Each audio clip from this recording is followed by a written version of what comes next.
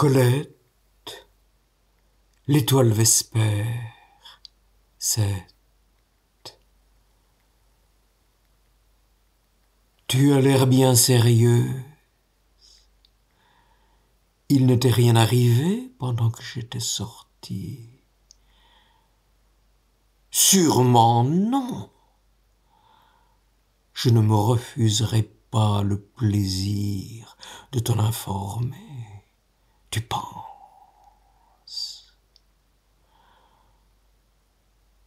Ce sont la façon de taquinerie conjugale. Le reclus a un goût vif, d'épaté. Le conjoint, un gant.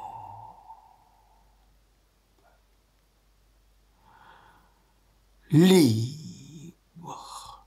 de sortir, de marcher, de rentrer apportant les nouvelles de la ville. Une fleur qu'il vient d'acheter, les journaux illustrés et leur odeur de carburant.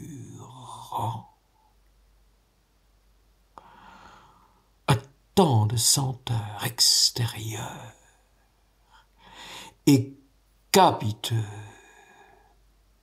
le cœur du reclus pourtant habitué se gonfle, convoite, dompte son soupir et se vante.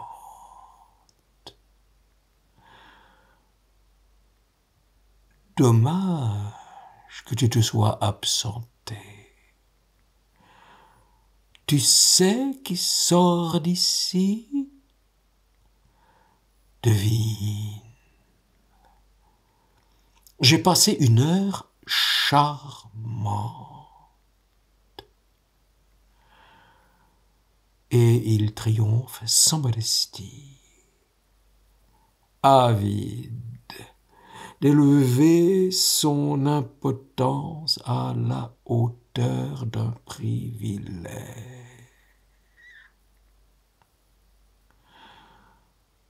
Non, rien d'ennuyeux. Que pourrait-il m'arriver qui m'ennuie? Comme nous disons, car nous avons remplacé depuis longtemps le vocable tragique par le mot modéré. Ennuyeux sert à tous les emplois. Les fonds sont bas dans le tiroir, c'est ennuyeux. Un ami meurt, et nous qui l'aimions, sa mort nous ennuie. C'est ennuyeux que tu souffres de ta jambe. Notre langage met l'adjectif en veilleuse depuis les ennuis de la guerre.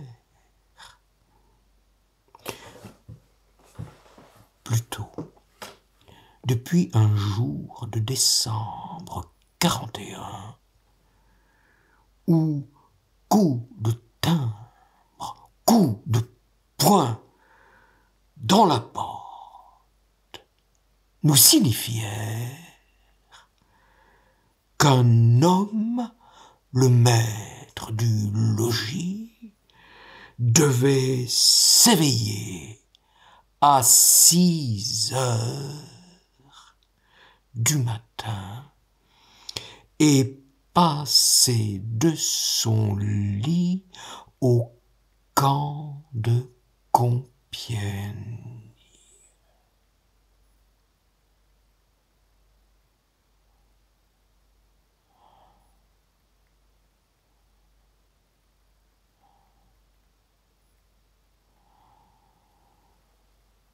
Depuis, que pourrait-il advenir à cet homme et à moi de vraiment ennuyeux?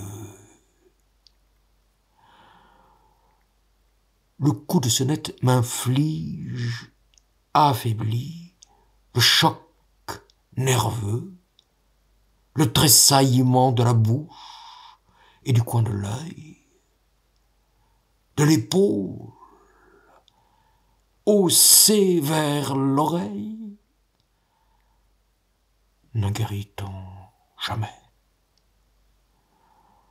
Beaucoup de femmes, pourtant soumises, dans le même temps, au même sort, virent s'effacer les réflexes. Mais moi, j'ai passé l'âge de guérir.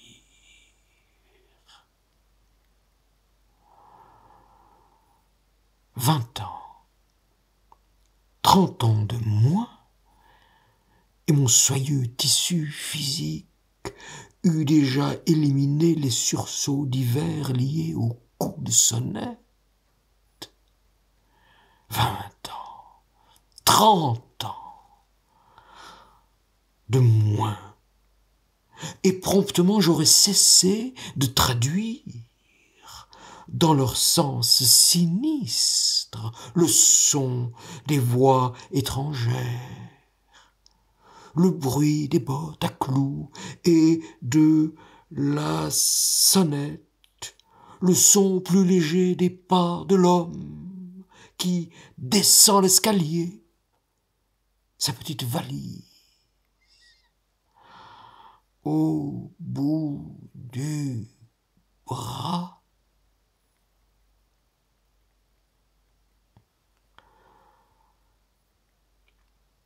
Dès qu'ils furent partis, lui et les 12 cents de la fournée,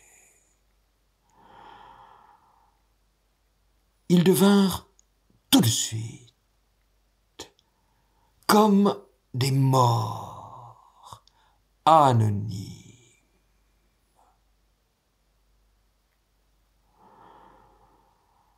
Tout aussi glacés, tout aussi muets que des morts. Plus de voix, plus d'écriture, plus rien qui nous manifesta leur vie. La ténacité, l'ingéniosité des femmes amenda un peu leur sort. Ce rôle féminin entre tous de conservatrice vint à bout de quelques barrières. Les femmes que je vis à l'œuvre étaient de la meilleure espèce, des lumières, des virtuoses, du secours, du miracle domestique et quotidien. De temps en temps, l'une pleurait un bon coup, puis repartait sur les pistes. Il lui fallait, pour son colis de prisonnier, la demi-plaque de chocolat, le sucre, la paire de chaussettes, tous les antidotes de la soupe claire, du froid, de la dysenterie, des poux.